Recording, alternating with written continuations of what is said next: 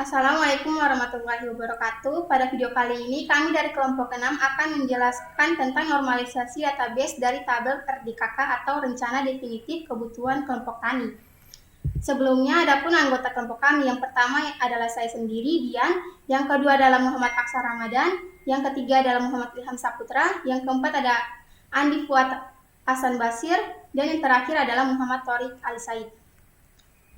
Adapun bagian-bagian yang akan kami jelaskan, yaitu satu, pengertian normalisasi yang database, dan yang kedua adalah first normal form, yang ketiga adalah second normal form, dan yang terakhir adalah third normal form.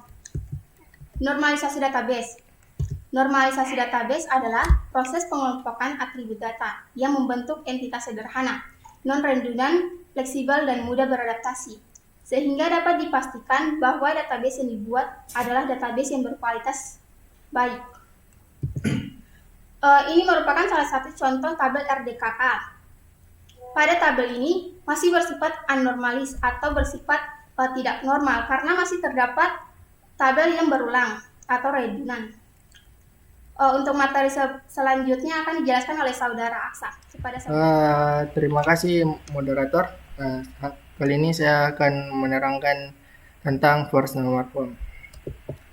Pada first normal form ada beberapa aturan, yaitu setiap nama atribut harus bersifat unik, setiap nilai atribut harus bersifat tunggal, setiap baris harus bersifat unik, dan setelah itu kita mencari primary key-nya.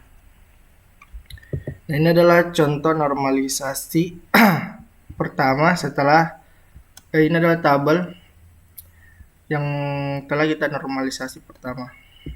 Setelah itu, mari kita lihat perbedaannya sesuai dengan aturan-aturan sebelumnya, yaitu setiap nama atribut harus bersifat unik. Artinya, pada tabel sebelumnya, di sini ada beberapa nilai atribut yang berulang. Contohnya seperti pupuk urea KGMT1. Dia akan berulang kembali ke pupuk urea KGMT2. Nah, karena itu kita buatkan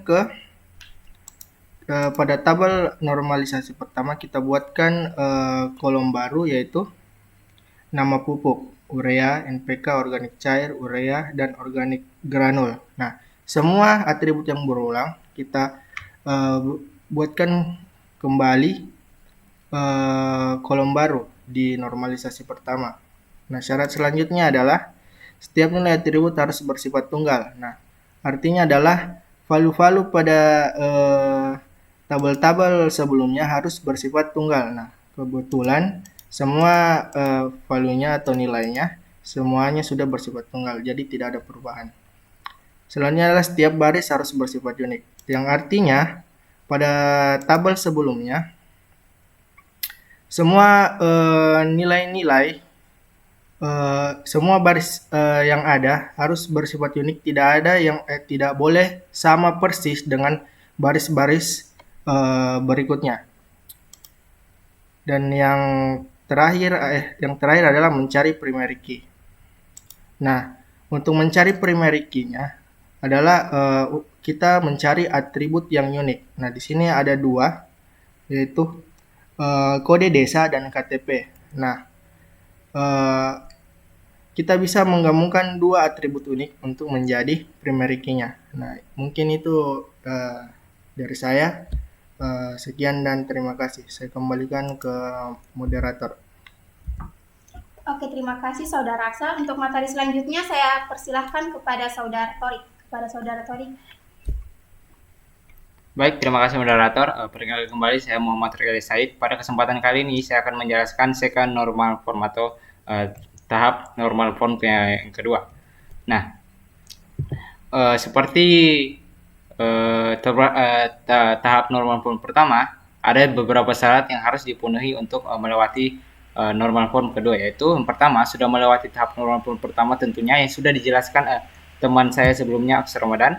Lalu syarat yang kedua, semua atribut non-key sepenuhnya bergantung pada primary key. Jadi pada tabel normal form kedua ini kita akan fokus pada primary key. Jadi kita akan memisah-misahkan tabel yang normal form pertama tadi ke beberapa tabel berdasarkan primary key-nya. Contohnya seperti ini. Nah, ini adalah tabel yang sudah dinormalisasi form kedua ya, normal form kedua. Nah, di sini bisa kita lihat perbedaannya. Pada tabel normal form pertama, di sini karena teman saya sudah mendapatkan, teman saya sudah mendapatkan primary key, yaitu yang pertama tadi kode desa dan KTP yang merupakan dua gabungan atribut yaitu composite key yang jadi primary key yang unik. Nah, di sini kita pisahkan tabel normal form pertama yang cuma satu tabel ini menjadi beberapa tabel. Nah, di sini misalnya contohnya kita ambil primary key yang pertama itu kode desa. Nah, di sini kode desa pada tabel kode desa terdapat nama penyuluh. Kenapa kita masukkan nama penyuluh di sini? Karena nama penyuluh ini bergantung sekali sama kode desa. Makanya kita masukkan tabel atribut nama penyuluh ke dalam tabel primary key kode desa. Nah, di sini ini adalah tabel utama. Nah, di tabel utama tetap ada kode desa. Karena kenapa? Karena tadi kode desa dan KTP ini merupakan composite key. Jadi dia tetap berada di tabel utama. Nah, lalu kita keluarkan lagi primary key KTP di sini. Nah, di sini ada atribut nama petani. Kita keluarkan juga nama petani dari tabel utama ya. Dari tabel utama yang ini kita pisahkan dia nama petani. Kenapa kita pisahkan lagi? Karena nama petani ini sangat bergantung pada KTP. Jadi ketika KTP-nya berubah, nama petaninya juga berubah. Begitu juga dengan tempat lahir. Ketika tempat lahirnya misalnya namanya itu ini Wahidin Tang Enrekang, dia setiap KTP itu berubah, tempat lahirnya juga berubah. Nah, berdasarkan nama petani tadi. Selanjutnya juga begitu dengan tanggal lahir, nama ibu kandung, alamat, gapoktan, nama poktan. Jadi mereka saling terhubung. Lalu di sini kenapa kita tidak pisahkan?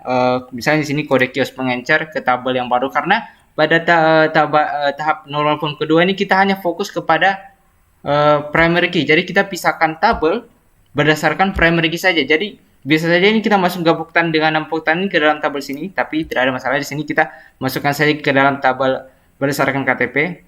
Nanti pada tahap normal ketiga baru kita pisah-pisahkan. Nah, jadi dari tabel pertama tadi, tabel normal form pertama, dari satu tabel kita pisahkan menjadi beberapa tabel, yaitu di sini terdapat 3 tabel.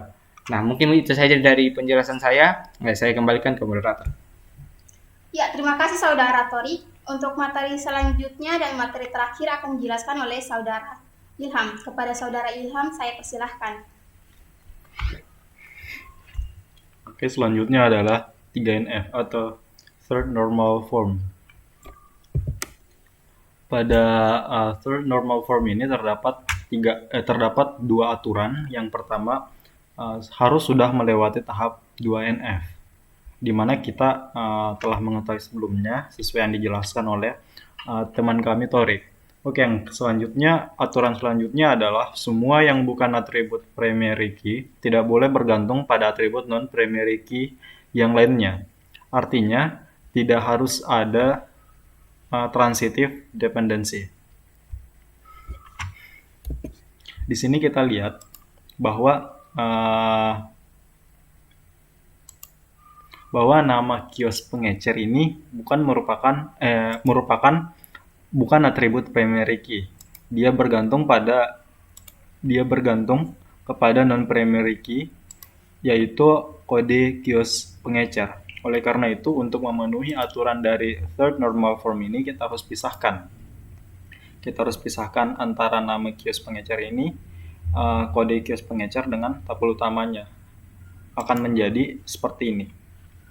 Nama pada tabel pengecer, nama kios pengecer dan kode kios pengecer. Selanjutnya adalah yang bukan atribut primary key di sini juga ada nama poktan dan bergantung pada gapoktan, yang dimana gapoktan ini merupakan non-primary key.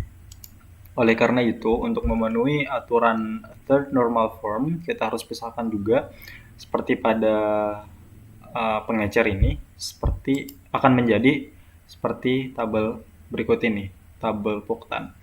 Oke, untuk third normal form, begitu saja dari saya. Saya ucapkan terima kasih dan saya kembalikan ke moderator.